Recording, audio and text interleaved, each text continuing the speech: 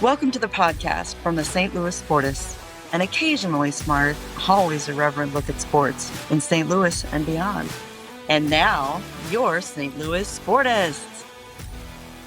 Hello and welcome to the podcast from the St. Louis Sportists. My name is Ron Cook, and I am joined by Tom Mathis.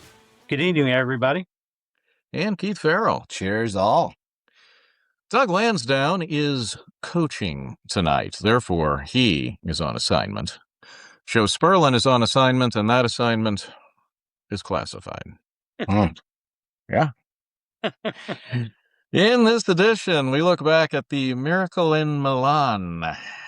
2026 has its first sports moment for the ages. Pelicans rebound against VCU with a little bit of spice at the end and then run into a buzzsaw last night. Maddening Mizzou does its best to give away a game against Vandy, has a bare-knuckle brawl in Arkansas, and then hangs on against Tennessee.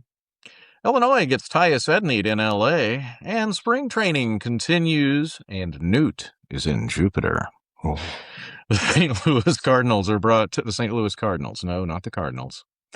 That would be a pretty good sponsorship. That would be a great sponsorship. All right, we'll get our sales team on that. All right. Okay. The St. Louis Sportists are brought to you by First Coast Steel Buildings. Jason and his team will take your project from design to completion with a family-first approach. Learn more at 1stcoaststeel.com. And we'll hear more from them and Sandra Tempelhoff later in the show. And tonight's last call is brought to you by Black Dog Consulting, LLC, here to help the one truck owner and the small fleet owner to grow and prosper. Contact Dave at 417-217-9622. Black Dog Consulting, helping you retrieve bigger profits. Dave sent me a reel today that was fantastic. Tom, did you know that the Golden Bear used the same 3-wood from I forget the exact years, but it was like 1958 to like 1981 or something. Really? And he re-gripped it once. These guys don't go a month without changing clubs anymore. So yeah, it was a fantastic reel, and he talked about how it had been hit so many times the front, like the shape had changed. Oh my God, that's so cool. So yes, thanks to Dave for passing that along today. If you have a minute or two and could leave a review, we don't have that many reviews on our Apple podcast page. We could use some reviews there. We're on X, Facebook, TikTok, Instagram, and Blue Sky, and you can watch us on YouTube. Someone pointed out to me last night, we have 33 followers on YouTube. We are closing in on 3,000 followers on Facebook, and we have 33 on YouTube. If you are following us on Facebook, please, please, please, we would so appreciate it if you would follow us on YouTube as well. And our website is stlsportists.com. Now that all of that is out of the way, let's go to quick hits. Tom Mathis, what do you have? So the St. Louis Cardinals revealed their candidates for the Cardinal Hall of Fame for election this year. This group is almost probably even better than some of the Major League Baseball Hall of Fame election ballots. We have Yadi, Albert, George, and BJ. Then that's pretty much all I need to say, because I think everybody will recognize them from those first names. You can vote many times, but you can only vote for one at a time. So that's kind of weird, but we'll see what happens. I think they're going to let more than one in this year, depending on how the voting goes. But I mean, if it came down to me, I'd have to vote for Yachty over Albert first, because he was here the whole time. Albert loses a few points for leaving. But I also think that Hendrick and Jordan, they also deserve a chance to get in the Hall of Fame. I'd love to see him get in.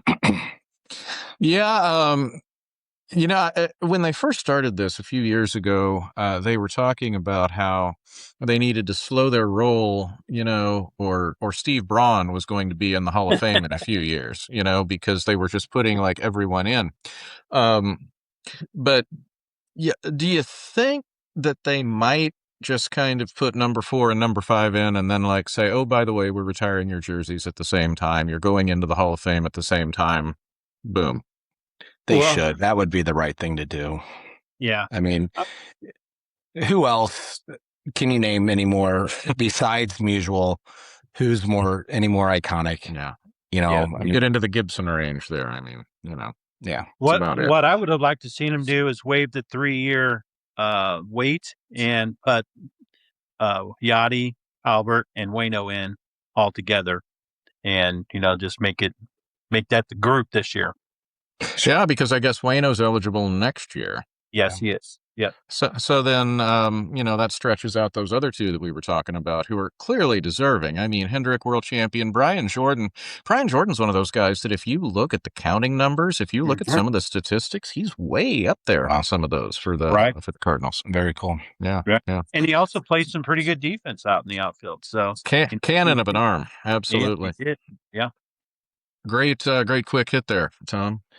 My quick hit, pretty simple. I know we're going to touch on this in a little bit, but hockey players are just different breeds, aren't they? And, in 2019, we had the pleasure of watching the Blues walk down Market Street in that parade at celebrating the Stanley Cup. We've also had the pleasure of watching the fire trucks go down Market Street for the Cardinals and the Rams. Mm-hmm. And you'll remember the hockey parade for the rest of your life. Every other parade is forgettable. And what this group of men's hockey players was able to do to instill national pride amongst the entire country. I mean, you just don't get that with figure skating, curling. You don't get that with basketball. You don't get that with any other sport. And I really took a deep dive of really trying to figure out what other sport could do this. Yeah. Then I asked the question, if it wasn't for 1980, would we have this sort of elevated expectation of joy, from a hockey gold medal team? So I just thought it was kind of an interesting thing to really kind of, press your own mind about. And, but it was what a great tournament. The sense of joy and pride that people are still beaming with. I'm curious how that's going to spill over. Someone brought up the idea of what's going to happen in a couple of weeks when Jack Hughes visits St. Louis. So is something going to happen? I'm sure there's going to be something. Yeah. It's funny that you say that. I remember video of Doug Collins when he visited Springfield McDonald Arena and Southwest Missouri State.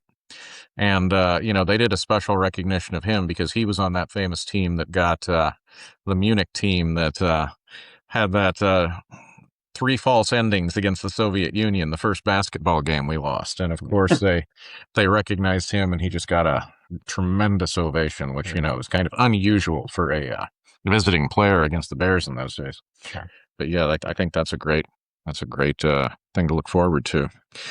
So mine, we've talked a little bit about how NBC has decided they're going to make Sunday night for sports. Right now it's NBA.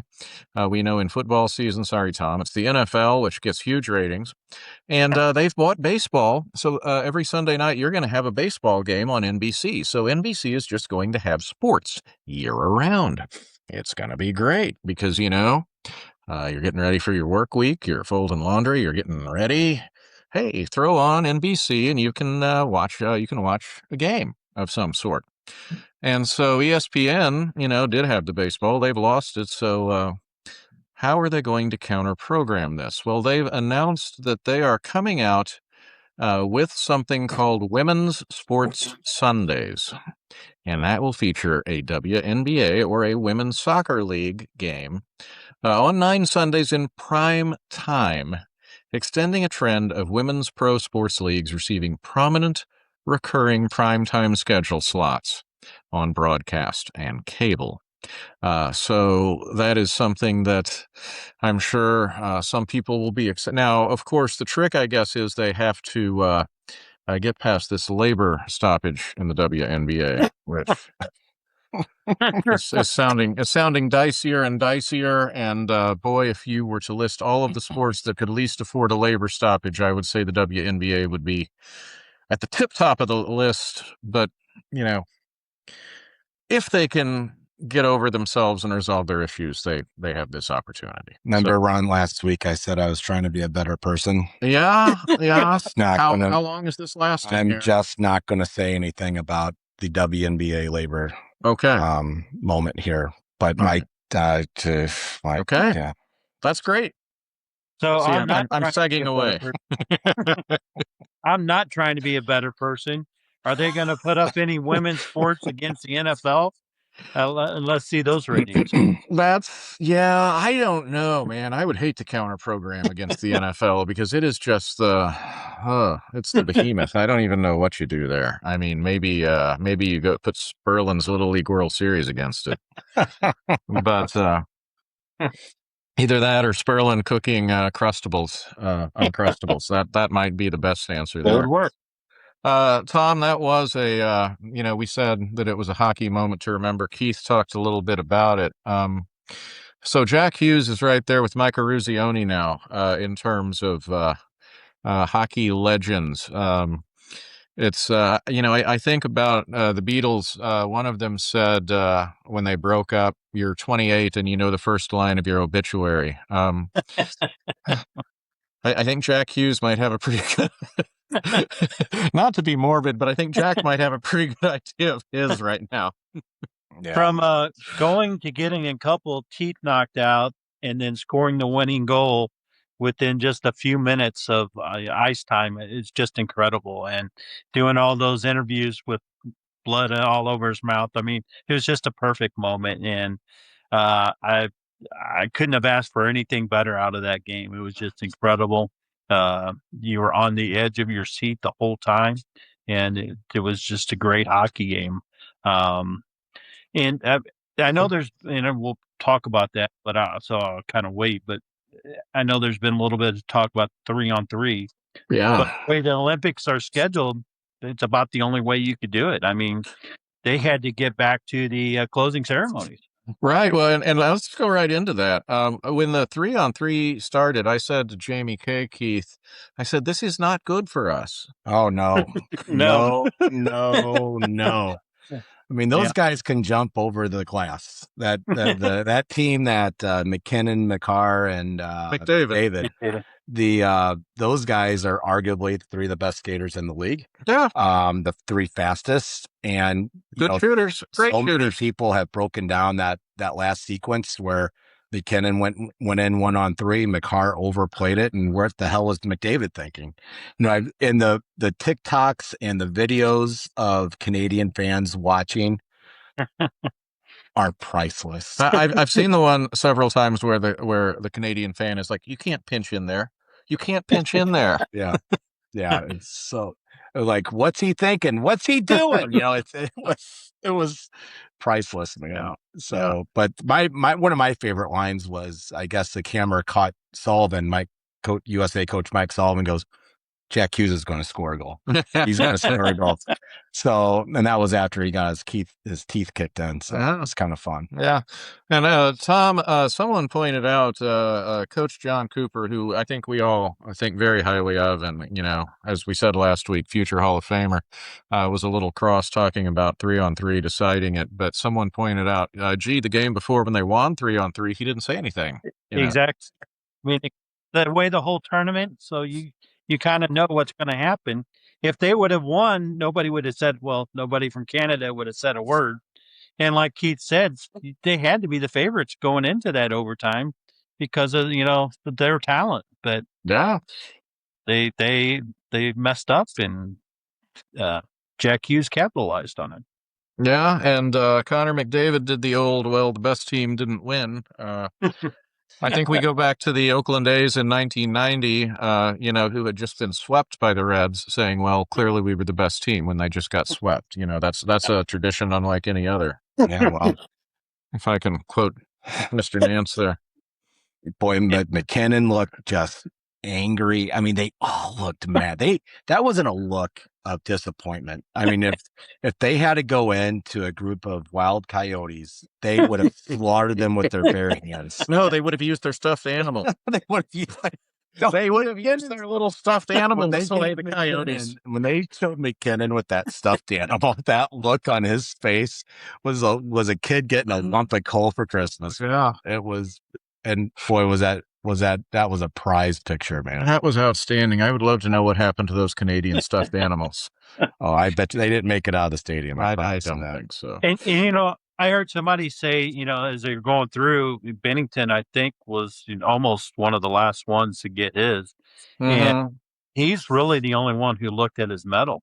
Everybody else, they just kept looking down. They paid no attention to it. And, Yeah. I mean, it's not. I know it's not gold. It's not what you wanted to get, but still show some pride and be happy that you got there.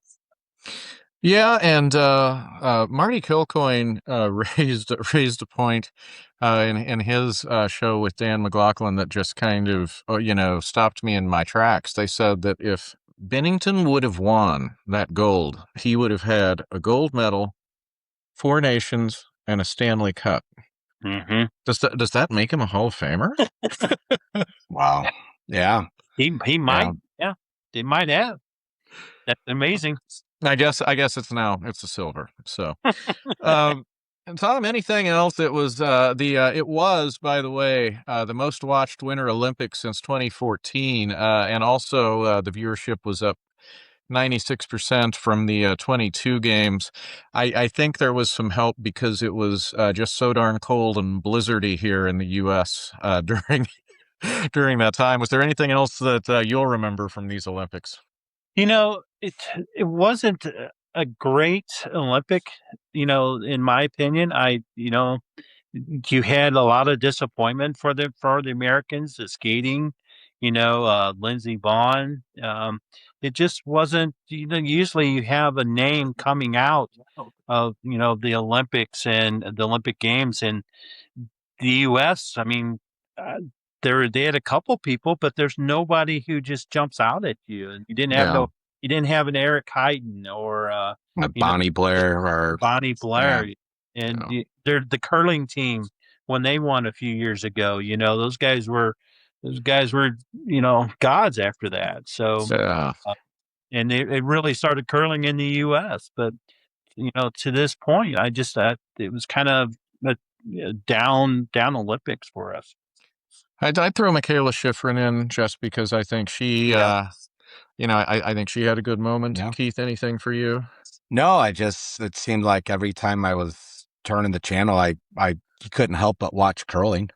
I mean, I don't know how many different sets of gold medals curling has. They must have singles, doubles, mixed triples.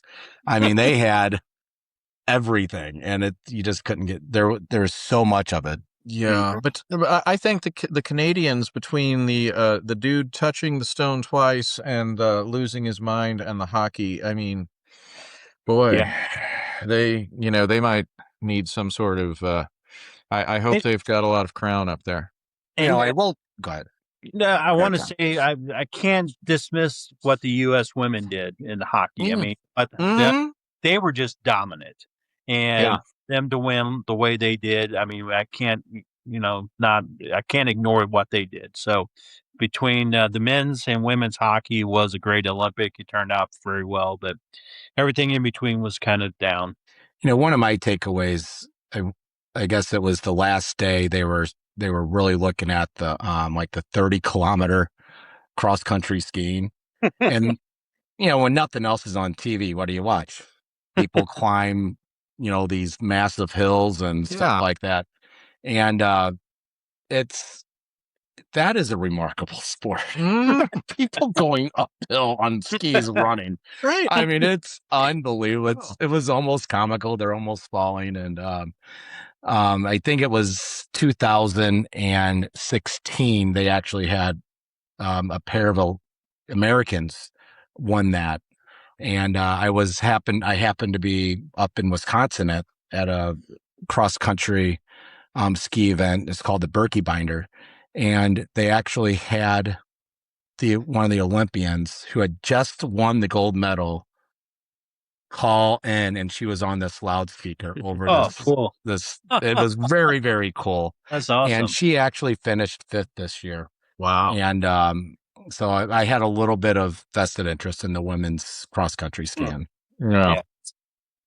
Meanwhile, back in the contiguous 48, Tom Mathis, Maddening Mizzou, boy, that is my favorite thing we've come up with on the pod. Yes.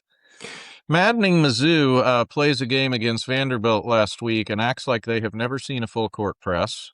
One of the things that Don Salee and Tony Probert, that's for you, Spur and Lansdowne, taught us was do not inbound the ball into the corner against a full court press. Yes. And Mizzou acted like that was it was almost like that was the first part of their offense, was to get the ball in, and then they, as you and I were saying in the text, and then they followed it up with lazy passes across the middle. Exactly. Yeah. And that's how you blow a nearly 21-point lead. Yes. First things first, that looked like the guy throwing the ball in just did not want to get called for a 5-second foul or a 5-second violation. So he just threw it to the first open guy he saw, which was to the corner. Mm-hmm. And then the guy who caught the ball was like, well, they're going to foul me, right? Nope.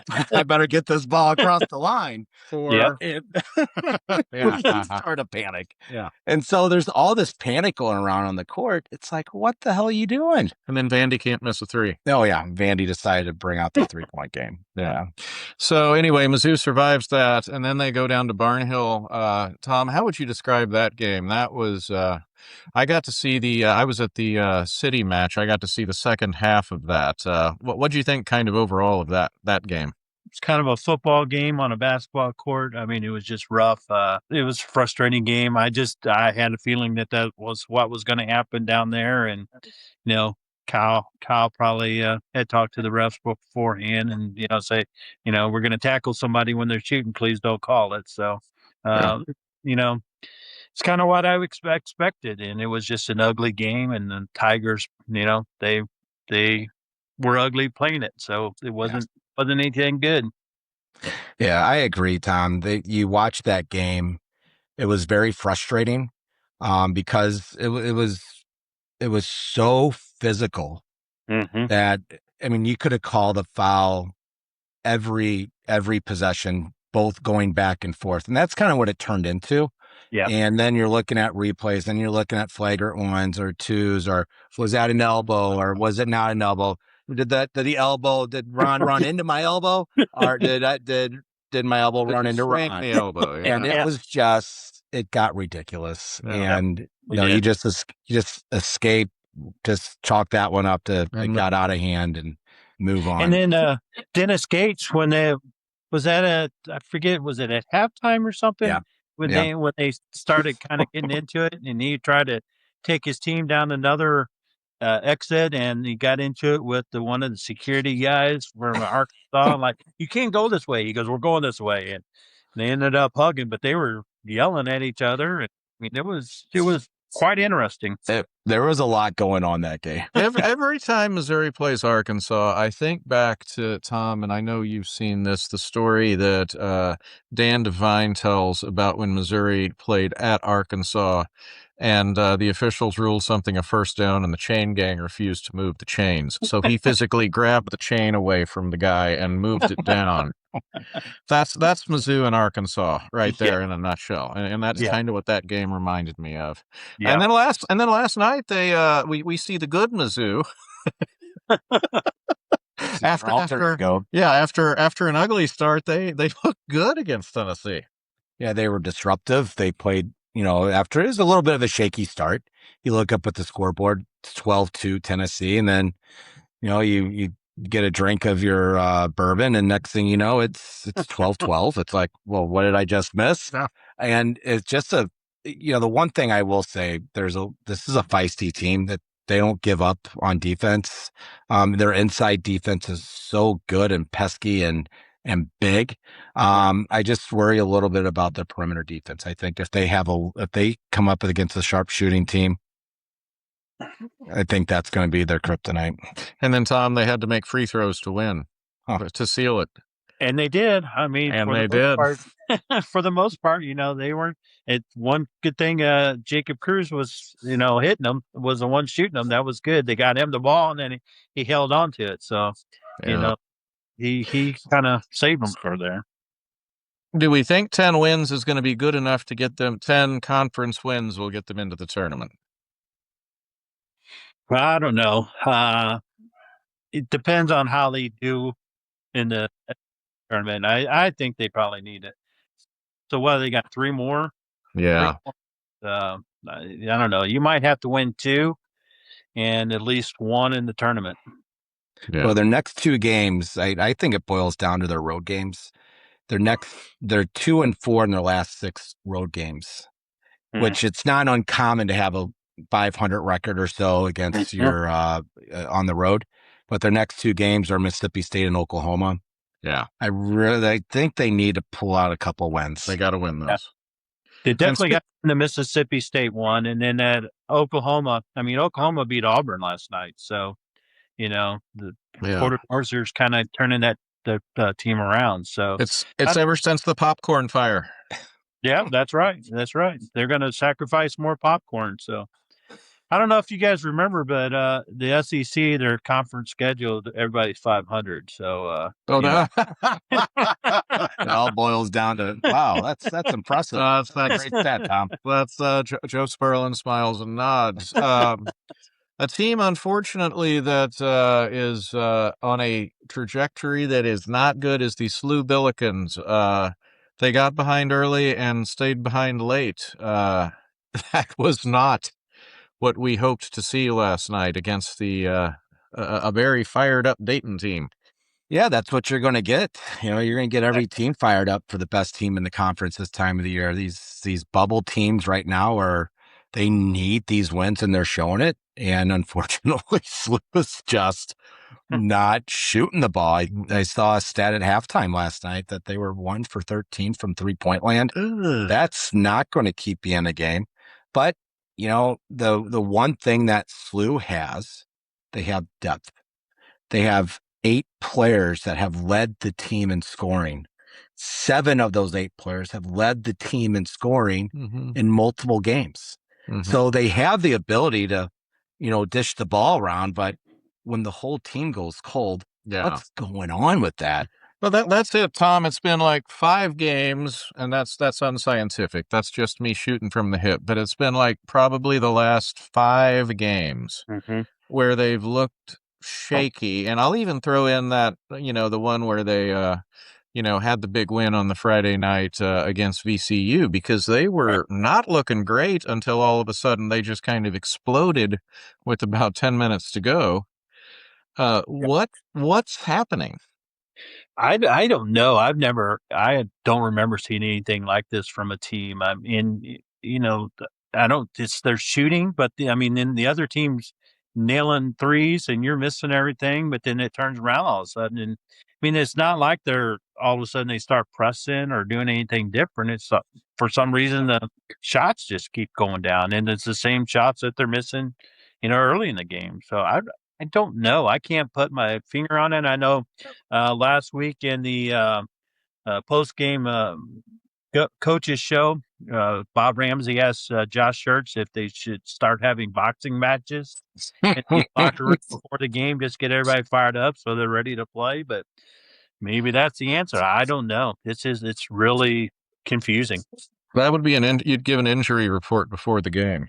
Yeah, I was talking to my wife. We're watching the game. Like, why are you going in 1 versus 5? And then they makes the shot, and then they miss the wide open jumper from the elbow. It's it makes no sense. It really doesn't. And unfortunately, they're almost putting themselves in a position to have to win the tournament to assure a spot. Because again, that's when we get into what we've talked about, where Keith, I believe you made up a conference and said their 7th place team wins. And that ends up putting SLU in jeopardy. Illinois got Tyus Ednied, Tom. That's what I didn't see it, but that's what I heard. UCLA, they're going to find a way to do it. And the great coach Mick Cronin figured out a way to get it done. It was so eerily reminiscent. 5 seconds on the clock, length of the court, and Illinois never should have been in that position, Keith. No, I didn't get to watch the whole game. I just kind of checked in a few times, and they had commanding leads.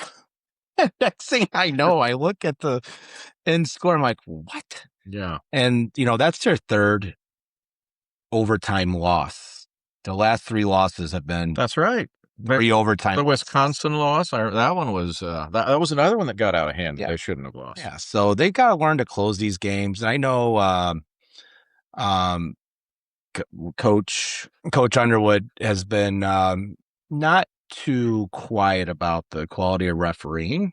But if the game is called the same way the whole game, the team can adapt. But I think there was a little bit of kind of felt there was a little tilted whistling going on. Yeah. Yeah, and I don't want to spend too much time on bracketology because I think we're at the point of the season where it'll change. They did, the latest one from ESPN had neither Illinois or SLU coming to St. Louis, which just shows it changes from week to week at this point. I mean, it's basically... Yeah, it would make no sense to put a team from St. Louis in the St. Louis bracket. Go figure. I mean, the object of the pods is to reduce travel. Right. So let's send them to North Carolina rather than across right. Yeah. So. Yeah, that's going to make a world of sense. Hey, Tom, the St. Louis Cardinals are playing meaningful baseball games, at least for the players that are trying to make the team. And, Thomas Saggese, we're starting to hear more of the Saggese compared to Ben Zobrist, that he might be the super utility dude / starting left fielder. What do you think about that? I think it's great for him. Get him some more playing time. He's not one of the guys that we're like, he's got to get the playing time right now, but I still want to see him. He did after he came up. I mean, he didn't have great numbers last year, but he was up and down it's the first half of the year all the time. So how do you settle in and get comfortable? But once he was up here for a while, his numbers got better. So I'm fine with that. I'm great. Give me more playing time. They signed Ramon Urias, to kind of back up the other infielders. So, and be that right-hander off the bench. So, Saggese, he's become that right-handed outfielder that they wanted to sign that they couldn't find. It does. He's kind of in a similar boat, Keith, to Ivan Herrera, that we've heard, okay, you have to have his bat in the lineup. He could DH. We saw him play outfield, which again we said looked like a lucky fan trying to catch a fly ball to win a night at the Hyatt or something. Sure. He can catch if his arm is better. You can stick him at first, but where does he shake out in this? The Herrera experiment is, from what I can see right now, is going to be a catcher. Yeah. That tends to be where the conversation leads to. And, but man, he's the bat you need. Obviously you look around the diamond, where else can you put him? Right. I mean, I love, the depth and the organizational depth at catcher. So maybe use Herrera as a trade chip someplace to get pitching or a closer or a bopper or whatever the case is. But, he's probably our best hitter right now. And Saggese, on the Saggese front, if you're hitting, you need to be in the lineup. Yeah. That's all there is to it. Yeah. Yep. And right now we don't have the OBP to make that happen. That's the on base percentage. And we need guys to get on base to set up the Burlesons and the Herreras right now. So find a place for Saggese. That's my big thing right now. Yep. Yeah. I agree. Right now is a great time to have him out there. Just have him out there during spring, not during once the season starts. So if he shows he can do it, great. Yeah. And where is the power going to come from, Tom? I mean, so, we Arenado was his power had decreased tremendously. Yeah. And you shipped some power off when you shipped off the Contreras. Yeah. So yeah, I guess, you cross your fingers on Gorman. Cross fingers on Gorman. Burleson probably hit. Cross your fingers on Walker. Cross your fingers on Burleson. Right. Burleson will probably hit 15 to 20. It's going to be Herrera. I mean, it's going to be a struggle to get 20 again.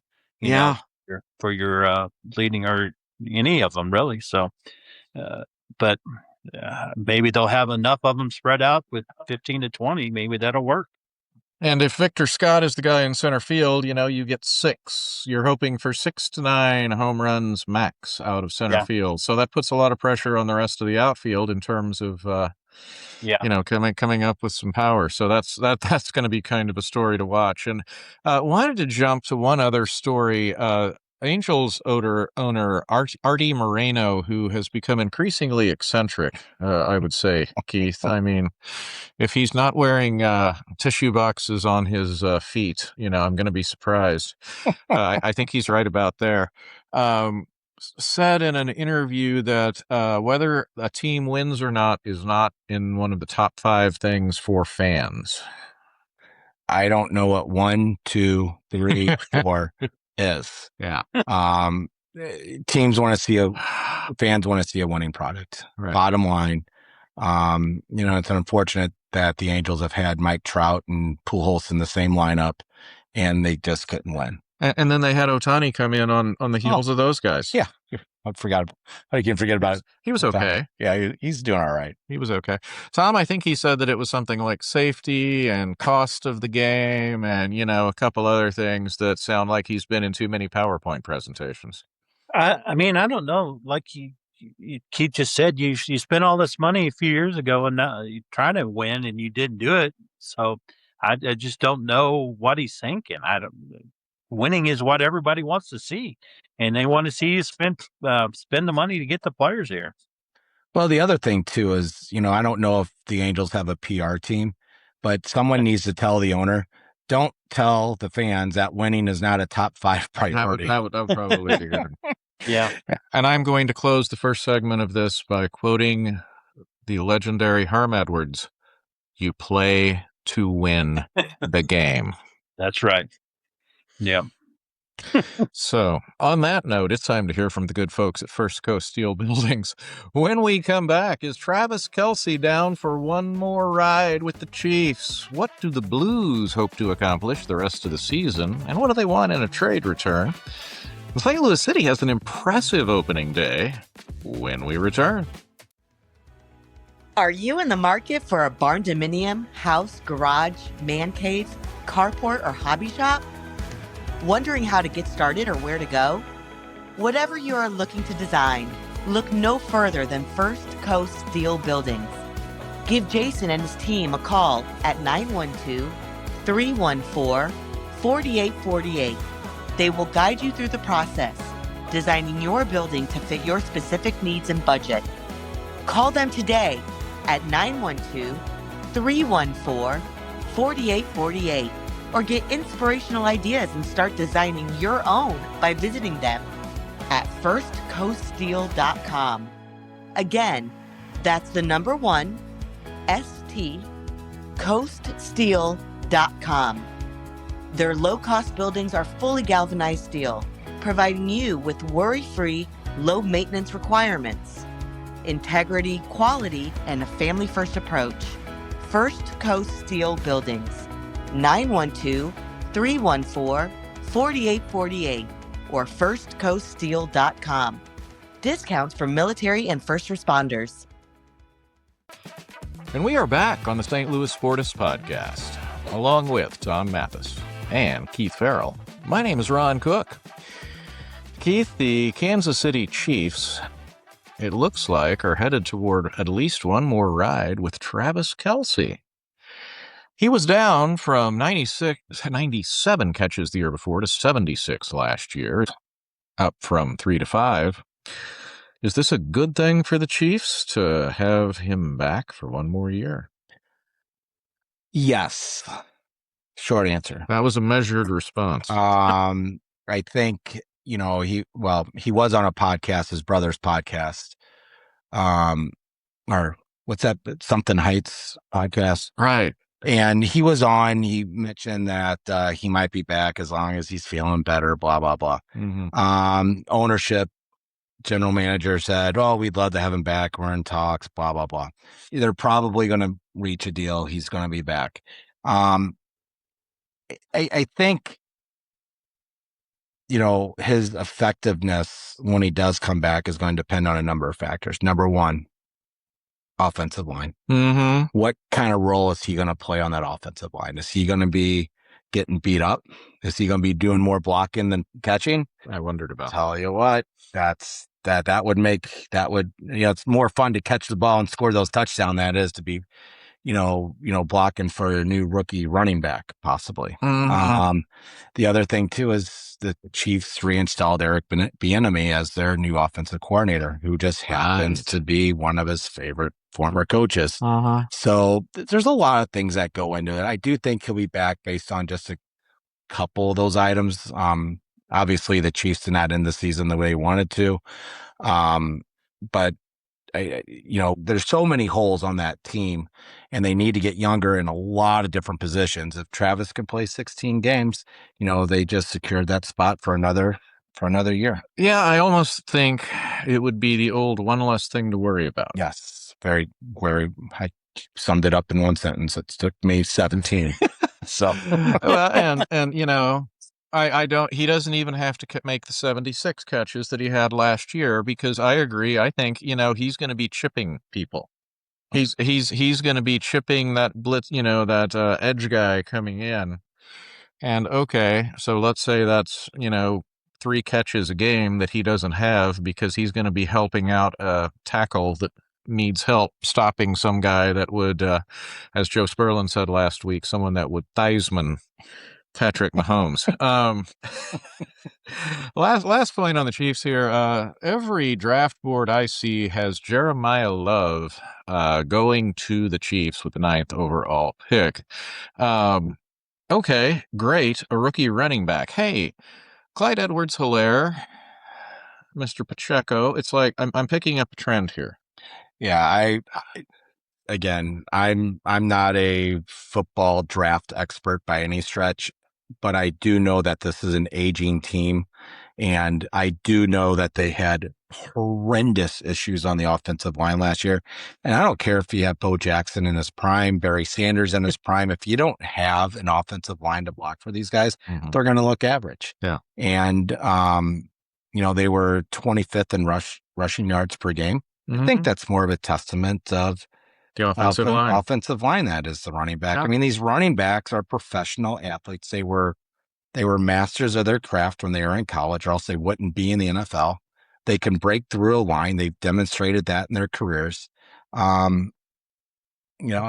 have to fix that offensive line. They do. Tom, as long as George Boone does not sneak into the draft, is he still alive? I don't know. I don't think so. There was always the who was the guy that the Rams took that was so terrible out of Baylor? Alex. He was just awful. He couldn't block. I'll go back to the Sid Gilman NFL films. You couldn't cover me. I don't think he could block me. Yeah, I'm sure he could not. No, I'm 5'11", 225. I don't think he could block me. Yeah, he was. Well. I don't think he was like a top 10, draft. That's what they didn't expect him to go in the top 10, but the Rams thought he was. So he was the Kelly Stauffer of offensive linemen. Oh, yeah. Ouch. Didn't see that one coming. Tom, your St. Louis Blues are 20, 28, and 9. They are 8th in the Central Division. The Money Puck playoff odds for them to make the playoffs 0.1. I feel like I was reading Blutarski's grade point average in Animal House there, except that was 0.00, if I recall correctly, which we're on the road to that. Tom, what are your expectations for the rest of the season for this St. Louis Blues team?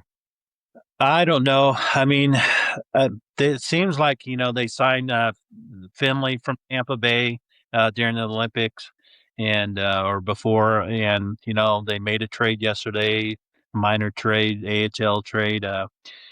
I don't know. Maybe they are getting ready to, make a major trade and, switch things up a little bit. I'm not sure. I mean, at this point, if they can't trade anybody, Y and I heard something on the radio talking yesterday. Are you wanting to get roster flexibility with the traders, big time players, or do you want more talent coming in? And to me, it's all about getting more talent. Uh, so I don't know. If they play together, maybe they can improve, but I just I just don't know. It's like, when I was watching the Olympics and other hockey, you see these teams passing and the passes either tape to tape or the guys can catch them, a little bit behind them. The Blues can't do that. You Yeah. know, they just, a pass is made and it's off their stick and the other team takes it the other way and they're gone. And I mean, so there's just something going on and I'm really not understanding what it is. Tom, that's a brilliant point. Keith, you and I have talked about the lack of the in-stride pass. They have to stop, reach behind them, Yep. and that's the best case. Yeah. That's There's that, and then there's let's throw the puck behind the net and let's get a full change. Mhm. They have trouble, seems like, changing on the fly, and Mhm. that's coaching. The not being able to catch a pass at this level is absolutely on the player. Well, yeah, and A, not being able to catch, and B, not being able to make a catchable pass. right. And there's and there are games we've seen them just give up and go dump and chase, and we say Brian Sutter smiles and nods, which of course And that's your blue collar, and your third line, your fourth line. I can see that Right. happening because you want to beat up the other team. Yeah, let Toropchenko go in and smash a guy against the Pancake plexiglass. somebody, Right. of course. Right. But when you're looking at your skill guys and they can't get a shot on a power play, or they can't even get the puck over the line Or get on a set power up. play. That's the thing. They can't get set up on the power play. How many times have we seen that? I mean, Mhm. they practice this stuff and they can't do it. And that to me is you're just being outskilled and outwilled. Yeah. And then Outfield. and then also on defense, there have been times that, we have been watching games and we have seen our opposition and it looks like they're set up on a power play and you look to see, hey, are we a man? No, we're not a man down. They're just Yeah. our defense is this bad. Yeah. So Yeah. I don't know. It's frustrating. Back to what we want. I almost feel like we don't want the guys that are 2 seasons away or need seasoning in juniors. We want the guys that can be on a second or third line. Yes. Yeah. I think the one guy that I am most intrigued about is that Otto Stenberg guy. He came up, he made other players better around him. He did not make mistakes. I mean, he was out there as a rookie on every power play kill, late game situations. I mean, what's that tell you if Montgomery is putting out a rookie in these key situations? If I'm Jordan Kyrou, I'm embarrassed. Yeah. If I'm a one of the seasoned veterans, I'm just like, boy, there should be some serious gut checks going on in that locker room when you see a rookie go out there in those key situations. Yeah. Speaking of embarrassed, I would say our preseason predictions are going to be embarrassing. Greatly embarrassing. Yeah. And you talk about Stenberg, Dvorsky, he gets a lot of time out there too. And, the two rookies might be, some of their most trusted players at this point. So, especially after Dvorsky had such a great Olympic. He was fantastic. Yeah. It's when you think of the Blues greats, the Shanahans, the Halls, and the McGinnises, and you think Dvorsky is the most accomplished in terms of points that a Blues player has ever had in an Olympic. Yeah. That's incredible. It really is. It really is. And so it's kind of like, we've talked before about how the new young core is emerging. Yeah. Your Stenberg, your Snuggerud, Dvorsky. I mean, it's like that's the new young core. And Jake. And then, right, neighbors. And, you look at those guys. And again, you just hope that those are your Smoltz and Glavin and not your Oliveras and Ibar. Well, what you're looking for with them is that trajectory. Right. And right now they're on that roller coaster climb. And once you hit that plateau, that's the scary part. And that's what I thought that's what we have seen with, God, I even hate to say this. I think that's what we've seen with Thomas. And I think that's what we've seen with Kyrou. They've hit their plateau and that's as good as they're going to get. And that's a problem moving forward. I'm going to go, John. Go ahead. I'm going to go, John. Tom, you go first because I want to close out with a John McLaughlin. All right. So one trade rumor I've heard, well, two, is that Falk might get Justin Falk might get a first round pick in return. If they could do that, I'd jump all over it. Absolutely. Would not in a heartbeat. But then I've also heard Robert Thomas to Minnesota. They've got a goaltender. He's backing up Gustafsson, Jesper Wallpaper or something. I'm not really sure. But he's been very good. I've seen him in a couple games. They got a couple other top prospects that, that they might be interested in trading. They need a center. So, man, the only bad thing about that is trading him in the divisions that I don't. Yeah, I don't want to see him that often. I've heard Canadiens, and I think that would be much more palatable to me to see him, with the Habs. So this is where I go, John McLaughlin. As he would always, close the topic. On a scale of 1 to 10, with 10 being a metaphysical certitude. What are the odds that Robert Thomas is a member of the St. Louis Blues the day after the trade deadline? Tom Mathis. I'm going 50-50. You're going to go 5. Keith Farrell? 4. The correct answer is 2. 2. Okay, there you go. And that's my John McLaughlin. We will retire that for a while. Hey, Keith Farrell, it was a gorgeous day at Energizer Park on Saturday, and my goodness gracious, those guys look good. They looked really good. It was a perfect day for soccer. You were there, so glad I was looking for you. I had on my Arsenal jacket. Because it was cold. It was supposed to be a little chilly. Yeah. So, but yeah, they look good. They look poised. Obviously they looked like a different team than they did last year. They looked like they had a plan. I will say this much. I'm just going to get it out of the way. The fans need to get over the Klaus thing. Okay. He's with another team. Yes. He scored a goal for them. He's not a finisher, in St. Louis anymore. So, but we still need a finisher. And that was one thing that was pretty obvious. But I will say this much. If you're sitting in row 19 or 20, you did not have to worry about a ball sailing over the goal. It seemed like our shots were on point. We forced the goalie to make a couple saves. So row 19 and 20 is safe. So a lot more possession, a little bit of rust, which you can expect, getting on both sides were a little rusty with getting some game speed passes going.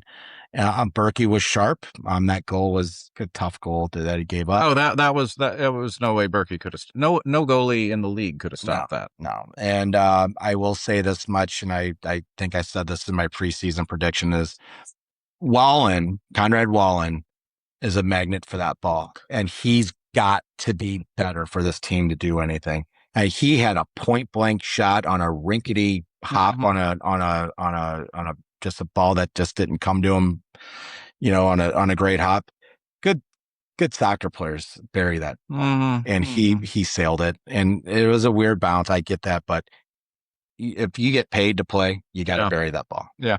Now, he was the wingback in front of us for the first half, and when he got the ball, he was electric. Yeah. I mean, he is going to have some assists. He threw a couple in front of the net that, I'm going to go Don Adams. He missed by that much. Yeah. He threw a couple like near headers, but I to me the biggest thing, and I was looking at the MLS site, and they elevated City up to like 22 in the power rankings, and they said this was the most aesthetically pleasing game St. Louis City has played in their history. Oh, wow.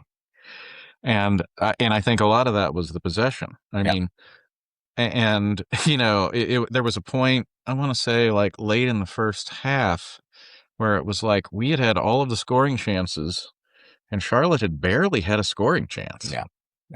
They looked like a team with a plan, and they were poised to execute it. And when you have that sort of obvious execution, I mean, man, it gives the fans something, very hopeful, to say the least. For sure. But they're gonna, I mean, obviously they're gonna be battle tested this week. Oh my God. And against San Diego. San Diego.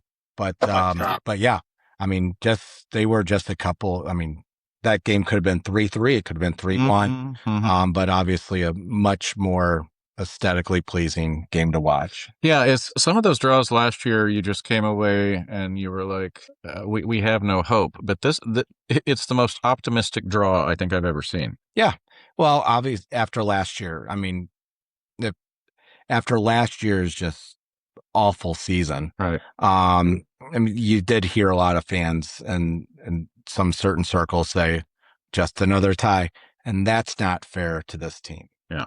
Okay. Yes, they gave up another late goal and everything else, but this was just not another tie. It was a good draw, and really one mistake. Well, yeah. And I was having a martini at our undisclosed location after the game, and I said to my lovely wife, Jamie Kay, I said, "Hey, the one thing we didn't hear? The announcement, another City sellout." They missed by 23 people, Tom. Did they really? Holy It was cow. opening day was not a sellout, but I think if they keep playing like this, they'll be right back to sellouts again. Oh yeah. Sunday night, as Keith mentioned, San Diego, 8:15, and it's on Apple TV. You don't have to. This is a big change. If you have Apple TV, you don't have to buy the package this year. You get the soccer for free. So that was, thank God, the Major League Soccer came to their senses, and you don't have to buy the add-on package. You get the soccer, and the weather Sunday night, at least in St. Louis, is supposed to be dicey at best. They're talking goofiness in St. Louis. So if you're listening to us in the St. Louis metro area, just pop yourself some popcorn and enjoy some city soccer. Hey, I got a question for you guys while we're talking soccer. I know Josh Sargent signed with Toronto FC. And did City have a chance to sign him? I mean, didn't they have local restrictions or whatever they call it? I heard that they had the right of first refusal, and St. Louis City got compensated for that. We got cash. We got big cash. Really? For that. And so he was a person that for some reason, and I don't know the reason, that they thought, we don't want this guy. And now part of the reason might have been that he said the only place he wanted to come back to in North America was Toronto. Now, I'm going to switch sports. Tom, you remember when John Tavares, the Blues were all in? And he just came out and said, I'm not going to play in St. Louis. Nothing personal. Yeah.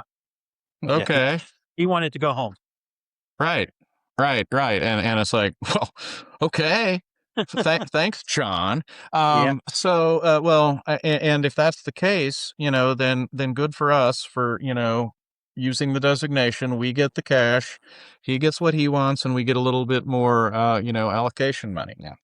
Yeah. So, but no, could we use a guy like him? Heck yes. Every Yeah. team. Yeah, there's not a team in the league that couldn't use a guy like him. Yeah. Except for Especially, Miami, maybe. Except, but I mean, especially, he spent some time over in the Premier League. I mean, I know it's Norwich City, but still he was over there, and he spent some time on the um, World Cup team, the men's national team, the national team. So I'm just kind of incredibly surprised. talented guy. And it would be a great story because he'd be coming home, but he doesn't want to come home. Yeah. Yeah. And I get that. I mean, not everyone wants to live where they grew up. Yeah. So Sure. on that, I don't know. I was trying to come up with a literary thing there, but my literary education fails me. So on that note, we'll go to the last call, brought to you by Black Dog Consulting. Black Dog Consulting LLC is here to help the one truck owner and the small fleet owner to grow and prosper. Our friend Dave Reinhardt has 37 years and 4 million plus miles of experience with flatbed, step deck, overdimensional dry vans, and refrigerated units. He grew the last fleet he managed from 1 truck to 5 with yearly gross revenue of $3.7 million. If this is the growth you are looking for, contact Dave at 417-217-9622 or Old Black Dog 0523@gmail.com.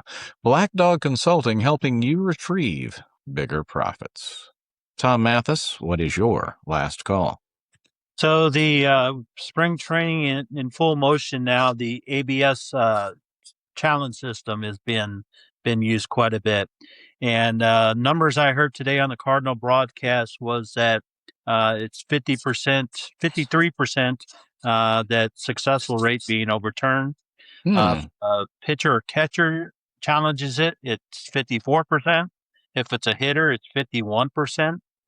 I did see the other day where it's like the second inning and an umpire, 6 of his calls had been challenged and overturned. I saw that, and I saw I saw that on Instagram. It was like all 6 of his calls, and they were bad. I mean, it was Yeah. like there were strikes that were like this much Yeah. strikes. Yeah. Wow. And they've also adjusted the strike zone. They Yes. haven't really said much about that, but they've adjusted the strike zone. So it's pretty weird, but if it gets calls right, that's what matters. What's the adjustment, Tom? Gosh, I can't Is it remember. a little bit bigger, taller, more toward the letters, or? It is. I think it is a little bit higher. Yeah. Is what I've seen. Yeah. Well, that's good. It's a little bit higher, and in theory, more uniform because Greg Maddux would not be a happy guy. Yeah, no, he wouldn't. And the other thing I'll say, 2 other points is, I don't miss the strike box on the TV game.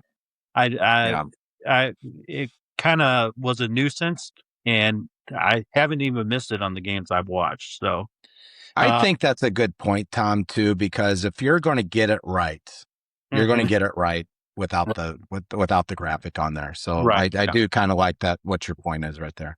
Yeah. And then the other thing is, I saw the other day where the Houston Astros have already drawn, I think they said 29 walks in their first few games of spring training. And what they're trying to do is be patient. And, that could be pretty wild. You go into some of these pitchers go into a series and they get 30, 40 walks. Imagine Ricky Henderson if he had this, and he'd be like, Ricky knows that pitch is a quarter inch outside. Oh, that would be priceless. But imagine that, a guy wanting to get on base. Yep. Last year during spring training, the Astros told Framber Valdez not to use the automatic challenge because he would have used it on every pitch. Well, and I've seen that they've said that some teams have told certain pitchers, you are not allowed. It is only the catcher that can do this. Right. Yeah. Yep. I agree. I couldn't imagine Joaquin Andujar doing very. Yeah. Yeah. It's probably a good thing because you're right. These pitchers would challenge every single one. Absolutely. Mr. Farrell. I know we kind of touched on the Blues a little bit earlier, but I just have a weird vibe these last 2 weeks before trade deadline with this Blues team, just in the sense that, we just heard today that Robert Thomas has taken some extra personal time off. Mm-hmm. You're getting 5 players back from the Olympics. Mm-hmm. I heard Monty say today, well, we really look good with our mental toughness and practice and guys going to the puck. This team obviously needs a shakeup. Yeah. What's going to emerge? Yeah. What's going to be the shakeup? Mm-hmm. I don't think it's going to be a couple of guys toughening out in practice. Is it going to be a personnel change? Is it going to be the guys coming back from the Olympics? That's going to be a huge focus for this team moving forward, is what's going to emerge. It may not be a player. It may be a trade. It may be, who knows? It's not going to be a coaching change. No, we've already been there, done that. No. So we'll see what happens. And to your point, Keith, going down the stretch, like let's say the last 10 games, is it going to be the last 10 games are going to be of great interest to me? Because is it going to be one of those things where it's like, wow, 7-3, they kind of put it together at the end, or is it going to be 1-8-1, and you're like, you can handle. I hate to say it like this, but on the podcast, I just slapped my forehead. By the way, you can almost stomach in 1-8-1 if you see Dvorsky move to the first line, you see Buchnevich, demoted or whatever. You really play these line shifts and like, okay, that didn't work, that did, whatever. But if you go, I would be more disappointed seeing an 8-2 with the same guys on your top lines, because then you're like, well, where was this output before? Right. And if they reach that point, I want to see some crazy stuff. I want to see Tyler Tucker with Parayko. Yeah. I mean, why not? Mm-hmm. Yeah. Do some stuff like that. That's just going to be like, okay, let's try this thing out. And then it's going to be like, wow, Tyler Tucker was I'm sorry to my wife upstairs. Tyler Tucker was a +6 as a number 1 defender. Right. Yeah. Yeah. Let's get Plus, some results. He brings an edge that the rest of the team doesn't have. So, yeah. Well, I still contend that when we lost Edmondson, Joel, we lost that sandpaper. We lost length. When we lost Pietrangelo, we lost leadership. We lost length. And once you got little guys on your defensive core, yeah, it was just like easier to score. Yeah. And I think Falk tries hard, and I think he's a good dude by all accounts, but you can almost trace a lot of the defensive problems back to when he became a key guy. He probably goes to church. Yeah, he loves his he loves his kids and his pets, and he donates to charity, but he didn't make the defense better. No, he didn't. No. So for my last call, it's not a secret that the United Football League, that's with your St. Louis Battlehawks, has formed a little bit of a partnership with the National Football League, Tom. And so this has become a place where they try out new rules. And they announced the new rules that they were going to try out this year. Now, and you say, well, okay, that means nothing to me. But guess what? The current NFL kickoff was piloted back in the XFL, and then all of a sudden the NFL's like, yeah, we'll do that. So they brought the kickoff that a lot of people despise was piloted in the XFL and then brought to the NFL. So with that in mind, they have announced 3 or 4, I don't know, I haven't counted. They've announced some new rules. The first one is the most intriguing to me. A field goal of 60 yards or longer will be worth 4 points. 4 points. And they talked about this a little bit in the, and one of the reasons they gave is they said a 60-yard field goal carries more risk than a 35-yard field goal. So therefore it should be rewarded more than a 35-yard field goal. In terms of the field position you give up if you miss. Absolutely. Okay. Here's one that will drive conservative coaches insane. Punting from inside the opposing territory is not allowed except in the last 2 minutes of the half. Punting inside. So if you've got the ball on the 43-yard line, the opponent's 43-yard line, you've got to either kick a field goal or go for it. You cannot punt. If you've got the ball on the 48-yard line, It's a 65-yard field goal. or you go for it. Now, I think what they're trying to eliminate there is when the punter punts the ball up to the sky and a guy fair catches inside the 10, and then you've got the long field to go. Yeah. So, interesting. But they're taking a lot of strategy out of the game. oh, totally. Oh, well, or are they? Because you have to decide if you're going to kick the field goal or go for the fourth down. fourth down. Well, right. You're seeing a lot more fourth down attempts in that field position anyway. Yep. Analytics states to go for it anyway. So, right. I'll just get this easy one out of the way. Tush push is banned. Okay. Tush push banned. There's that. And this last one, I had to read it 3 times. Okay. After touchdowns, teams have the option of a 1-point kick from the 33-yard line, a 2-point conversion from the 2-yard line, a 3-point conversion from the 8-yard line.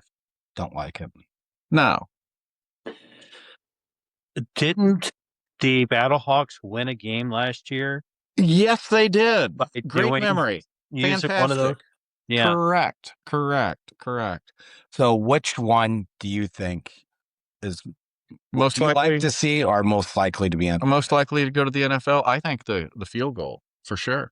This 4-point play. I think the 4-point field goal. And I think it's the 4-point field goal because, and they talked specifically about the kickers for the Lions and the Cowboys, Brandon Aubrey and the dude for the Lions, that they said that people are finding and this is, we can agree or disagree on this, that they're finding the long field goals exciting plays. Yeah. Which, and you got to admit, there's a little bit of a buzz when a guy goes out to line up for a 65-yard field goal. I mean, hey, if I'm sitting there, on my MacBook, hey, I'll look up to watch a 65-yard field goal. So, do you think teams will elect to take a false start penalty to go from the 50? Now that is where it gets interesting. Or what happens if let's say you're the Cowboys and you need 4 points. Do you have your quarterback go back and kneel? Yeah. Where it's going to be that long of a field goal? I mean, there's always unintended consequences, right? Yeah. Does the defensive team deny that penalty? Refuse the penalty. Refuse the penalty. What if you just go? Okay, what if you go run out of bounds? Yeah, exactly. Yeah. If you're going to make them punt or go for it from like their 43, and it is a 60-point or 60-yard field goal, it should be rewarded as 4 points. If you're going to make them do it. Yeah, you're right. That's a good point too. That is a really good point. We remember the story about the coach in Arkansas that went for it on 4th down, no matter where he was on the field. And it drives me insane when teams punt from their own 38. It just drives me insane because it's like, oh, I'm going to punt and I'm going to pin them inside their 10. Well, I think this is going to trigger more 2-point conversions. It's going to trigger a lot of different game strategies. Yeah. So I mean, what a test. Yeah. How at first it was concussions. How many of these UFL guys are getting concussed on kickoffs? Right. Now it's going to be measure of excitement and measure of, probably, conversions and stuff like that. I think it's fascinating on that 4-point. The 4-point field goal. 4-point field goal and the forcing the team to kick inside their own 50. But once again, folks, stay tuned for the unintended consequences. Right. Yeah. Belichick would have a field day. Oh, this is tailor-made for Belichick. He and Jordan have the slide rule out right now. Yeah. Coaches don't have to have a cheat sheet for what extra point they go for depending on where it is in the game. Oh, yeah. They're going to have a coach just for that. Yeah. On that note, Tom Mathis, thank you so much, sir. Thank you. It's good to be with you guys. Indeed. Keith Farrell. See you next week. And we will see you next week on the St. Louis Sportists Podcast. And until then, take care. And that wraps another episode of the St. Louis Sportists Podcast. Please like and subscribe to stay up to date on all the latest episodes. You can find these guys on all major podcast platforms. And thanks for listening.